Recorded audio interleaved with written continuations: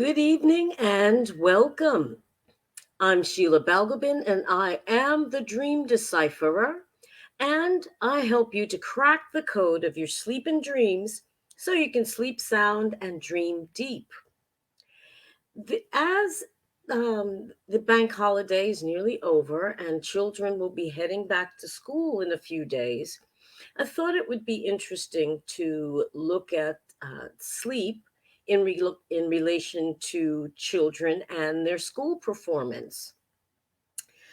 Um, be now Before any big test or activity at school, I'm sure the first thing that any parent or carer of a child will say is get a good night's sleep, and that's important. But the importance of getting a good night's sleep goes far beyond just being able to be alert for an exam or competition or whatever it might be.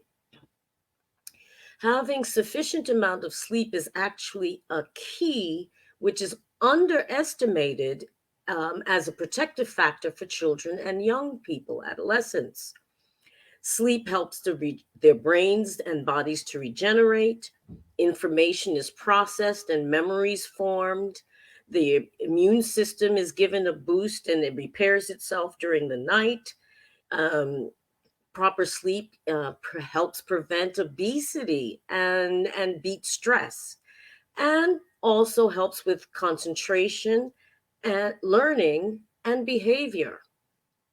So getting consistent sleep for children and adolescents is absolutely vital because their brain is still under development, developing neural pathways, and need time to build those connections in the brain and to um, clean and heal the body.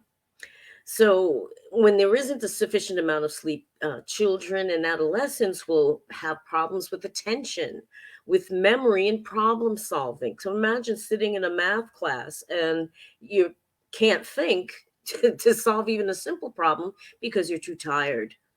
So, there's understanding is causing poor sleep and the consequences of poor sleep can actually be helpful to parents with regard to supporting their children in their academic pursuits and achievements. The first question, though, is that I get asked is, well, how much sleep do my baby, my teenager need? Well, the sleep needs vary by age and condition and can vary over time.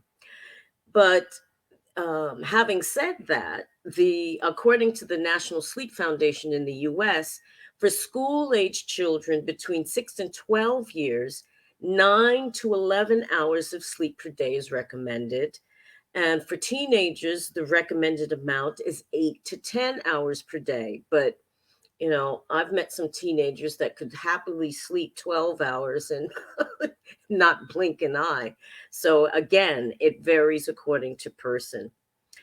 But how the National Sleep Foundation also reported that as many as 25% of younger children are believed to be suffering from poor sleep and excessive daytime sleepiness.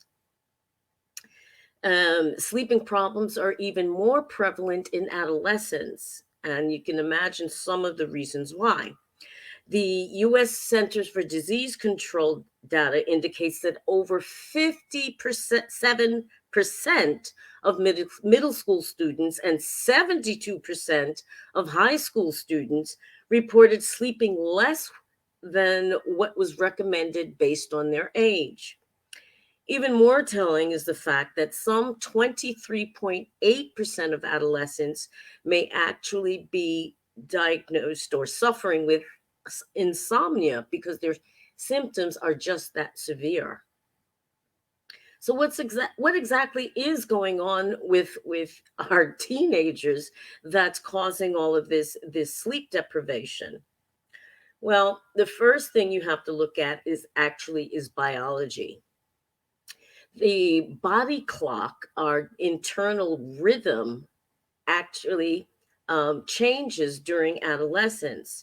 And one of these changes that occurs is that the body clock naturally shifts itself, usually by an hour or two, so that the timing of melatonin, which is an important sleep hormone, in adolescence rises and peaks at a later part of the day than does for adults.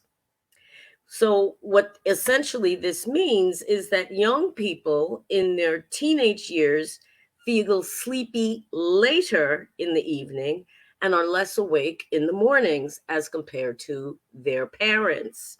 And if you've ever had to drag your kid out of bed to go to class at 8 o'clock in the morning, you know exactly what this is talking about. But this physiological change actually pushes back their internal clock, often by some 2 hours or maybe more, so that teens become night owls. And because they're going to bed later, many teens are just unable to get enough sleep to wake up early in the morning for school or any other activity. Um, and as a result, on average, nightly sleep decreases by some 40 to 50 minutes between the ages of 13 and 19. In addition, because teenagers often feel most alert later in the afternoon or evening, they're struggling with classes and exams and any other activities during the school day.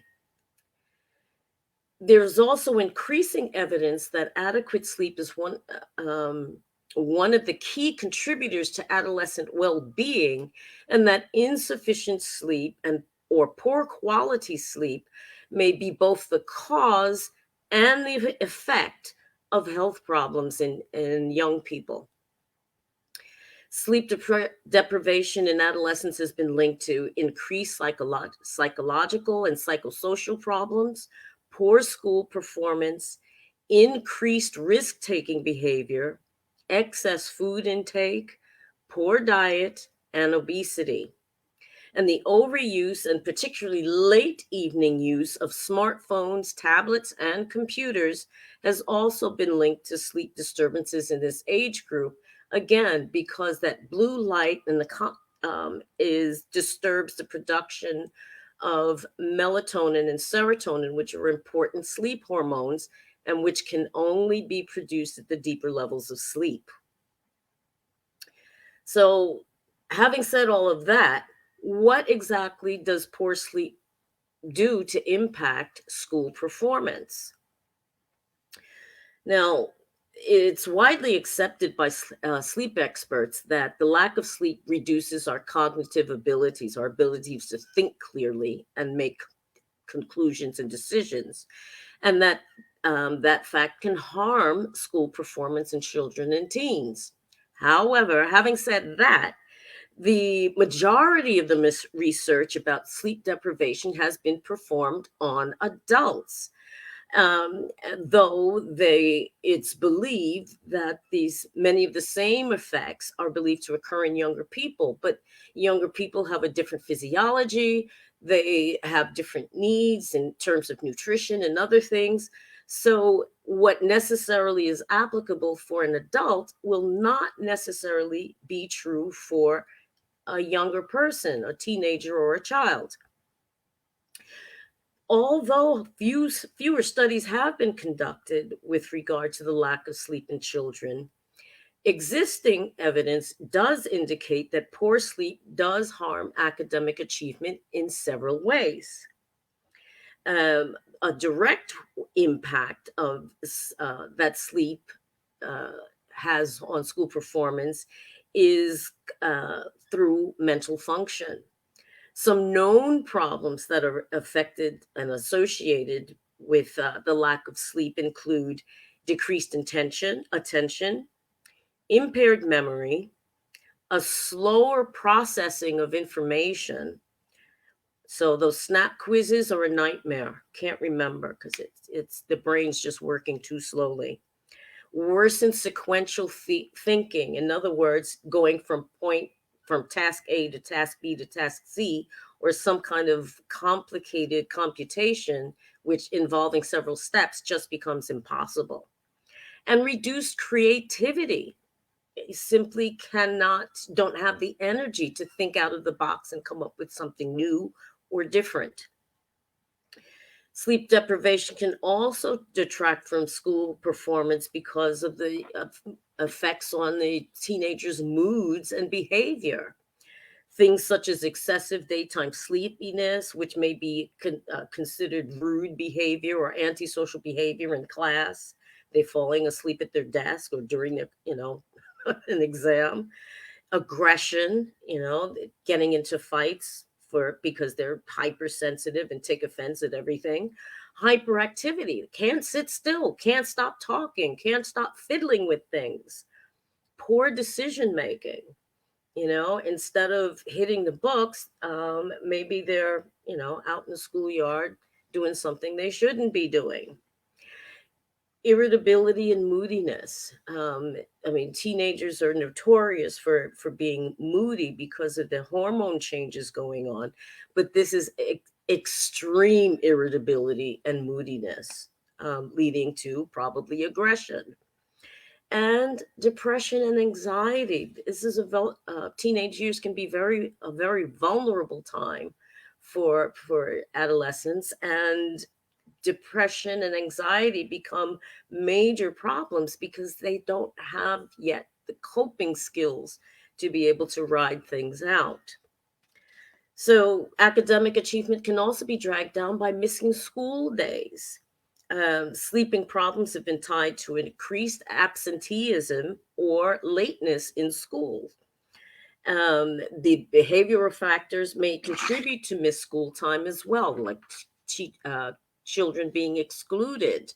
And poor sleep is tied to physical problems like lethargy, maybe headaches, and pain of various kinds, which may contribute to absences due to illness.